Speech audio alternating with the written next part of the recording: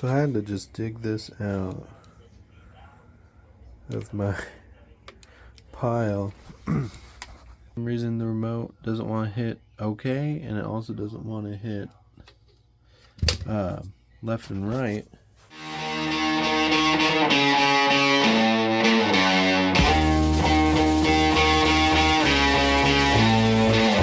Now it is 1984.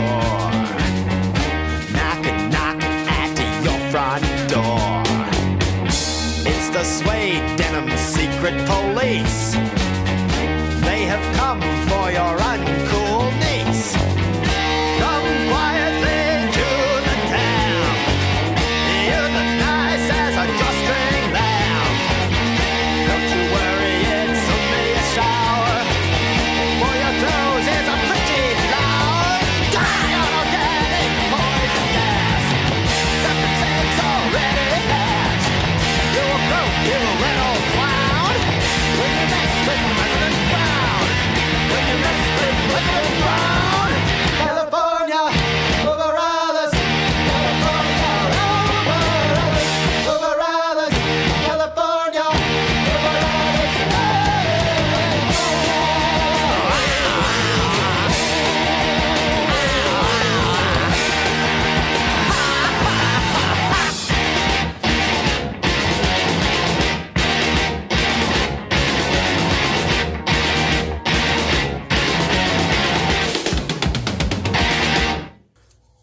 Let's see. See, it doesn't want to go left and right on here or enter. It'll go. See, I'm trying to record a video where it's coming off of this old TV right here, and I like to use my DVR to do that. You know, put it in the USB stick and then watch the DVR, and that's how I can record it. That's also how I record my VHS tapes. Go from a movie that I made onto a VHS tape, because this, instead of having to use like a HDMI converter to R6 or whatever, or RCV or whatever, we'll try this thing. Let's see. Can't believe I even found this. I found the remote and everything, and the batteries look good. Let's check this out. On this other one, it was all nasty messed out. I had to put some, let's see, I had to put new batteries in it. Let's see, menu. Oh, it does move. Shoot, it does work. Oh shit, goes on the side here. You can put it on your computer or whatever, but I do it the opposite. Awesome. So we're getting close. So there's this too. I got all. See, I keep all kinds of wires and stuff. I'm basically a hoarder, but you know, when stuff like this happens and it actually works to my advantage. Oh, then I also got this, but this don't really help me. This is like really old school kind of thing. All these wires, you know, when they actually come in handy, sadly it reinforces my hoarding instruments and stuff. So this is for another movie I'm working on. This is a Bill Clinton mask. This is kind of gonna be part of cycle operations. This too. This is like some weird thing that I bought a while ago. Originally to do like a transgender killer slasher killer type of thing. Because of that. What was it? It was like a transgender in Australia who. What did I think it was a dude. I think, let's see, what did he do? He went to a gas station and hit a bunch of people with a hatchet or some crazy shit. But I'm gonna wear it in cycle operations. So, it's kind of a similar situation though. It's kind of like an antique or whatever. And then I got all these masks I've been collecting over the years. just like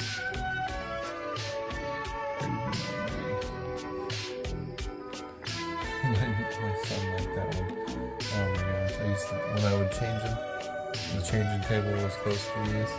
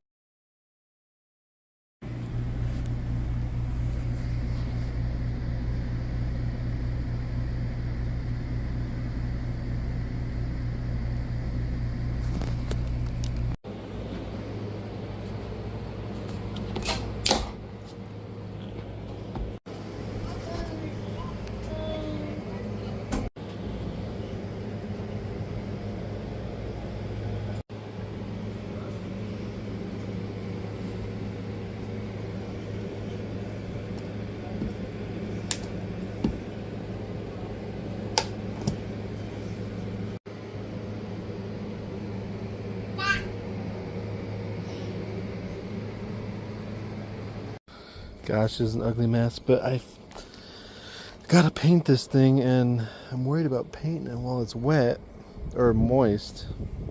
So I just gotta do it, and hopefully it goes okay. So I'm gonna be gentle about it. Gosh, those lips are fucked up. But even though it doesn't look great, it's gonna work. I just hope this paint doesn't ruin it. Oh, looks like it'll be okay, maybe.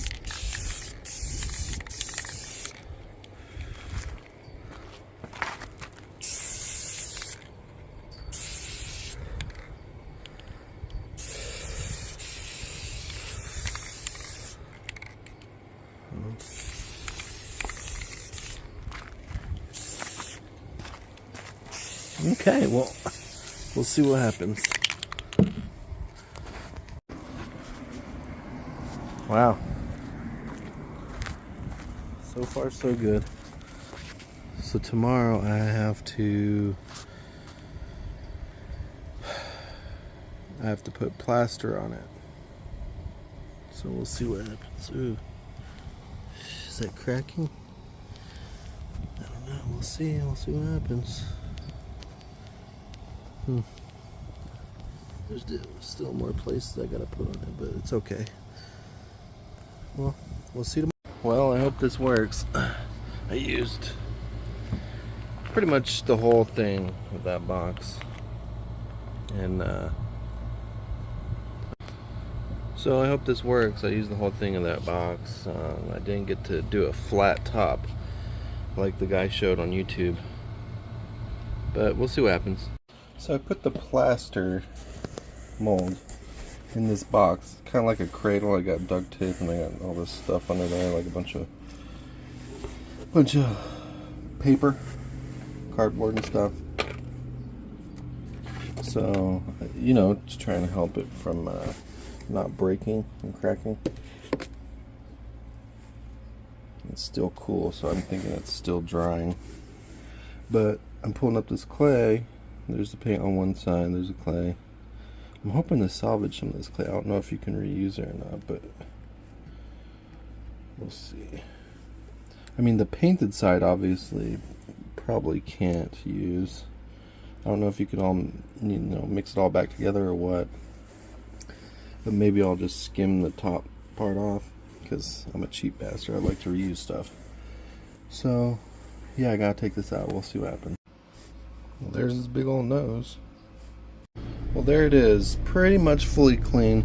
Right here on the chin, I don't know if I showed you, but I didn't do a very flat surface on the chin, so it actually adhered to it. So that part's fucked up. Some parts over here, I didn't get a real smooth surface. It stuck to it. But for the most part, this thing is okay, and we're just going to use it as is. If it really doesn't look good, we'll make a new model, do it all over again basically, which would suck. But I think we'll be able to do it with this and everything will be okay. I mean, I'll be able to get a mask, but if the mask looks weird, then I'll have to do something else. And here's the clay I pulled out of there. I should be able to still skim a bunch of that off, or maybe, who knows, maybe I'll just put it all together, like mix it with the paint that's on it. Should be okay, I think. And then this is what I was able to get off just randomly without the paint. But I wanted to get it all out of there before I even really messed around too much with it. So I think for someone that's never really sculpted anything, never molded, and definitely never made a mask, I think I did okay so far. But we'll have to keep going and see, will I be able to get my mask done or won't I? I have to fill this with liquid latex, and I don't have enough to just fill the whole thing up or put a bunch in there like the guy said to do. So what I'm going to do is I'm just going to put a good amount in there and I'll slosh it around, and we'll see how that works. Hopefully I can get 2 masks out of this, because I really want to get 2 masks. I want to make it worth it before something happens to this. And not only that, but I hear you can use poly foam, and that will, you can fill this with poly foam after there's latex in there. I believe that's how it works. And the poly foam gives you a new mold, so then you can just kind of keep repeating the process.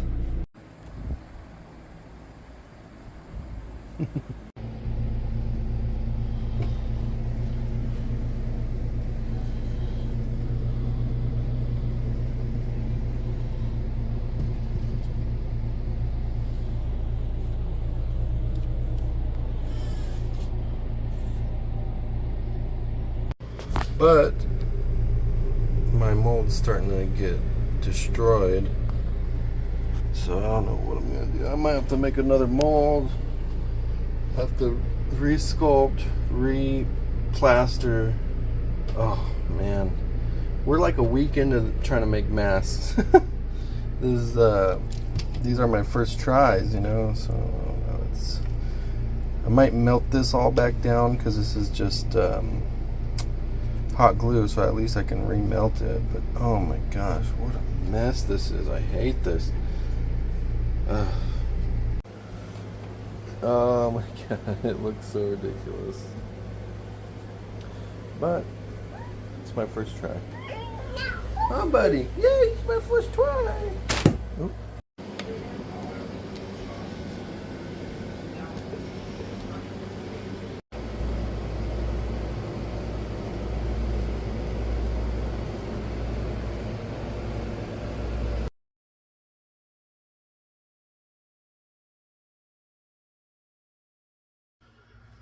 So I've got the mask basically going, the box thing and all everything for max headroom. Seems like we're doing pretty good. I was doing some research. There's some YouTubers. I watched a couple big time YouTubers videos on max headroom incident, and turns out I actually must have glossed over or didn't see some information on Reddit when I went over it. So when I saw these videos, I really was surprised by some new information that I was given, and so that will fit pretty good in the situation. I've got a bunch of like 80s style props. I mean, I've got a shirt. I got my Repo Man shirt. I got my vest, my punk vest. That's kind of has that 80s style. I'm thinking I could bleach my hair and maybe do something a little on the punk aesthetic or whatever. And I'm gonna probably, there's a couple of theories who did the Max Headroom incident, so I'm gonna actually kind of blend maybe a couple of different theories, just for cinematic purposes, you know. So the character is gonna be in that style. You know, the person who is the one behind the mask of the Max Headroom incident. And you know, apparently one of the people is one of the interesting facts was his house was part of it was like, or his apartment I should say, was full of like computer equipment. And not only that, but he lived down the road from Peter Piper, one of those old school style Peter Pipers. And I actually remember not all that long ago that there was an old school Peter Piper in Kemmer. Looked it up on Maps. Maps has a 10-year-old view. It's 10 years old, this view of this Peter Piper. So I don't know if they still have it like that. And you know,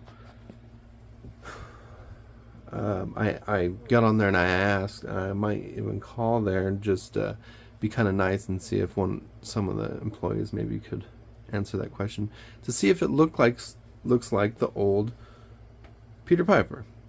Oh no, I'm sorry, not Peter Piper. Pizza Hut. Oh my god.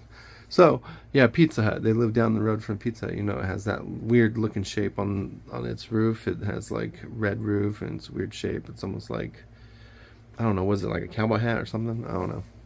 Looks weird though. And so I found one in Kemmer, that's Wyoming. I guess we could possibly go that way and get some footage from there. It's a bit out of the way. We want to go up north. I want to do a certain amount of scenes. We have this house up in North Dakota. I could film there, and that'd be a good place where we can there's a lot of room to film, you know what I'm saying? So we could do it there, and it would be not in a trailer. It's not supposed to be in a trailer, so we could do some scenes in a different part of this house or in another house or whatever. But we can, up north it'd be nice because it just kind of fits, you know, the aesthetic, the rhyme scheme, all that stuff. There's trees, a little bit of wooded area, all that stuff. So it's not a desert area. This is supposed to be set in a suburb of Chicago, okay? So, and then like I said, I got all my props. I got this old 80s truck. I got a bunch of different, I got like a tape recorder from the 80s. I got one from the 70s too.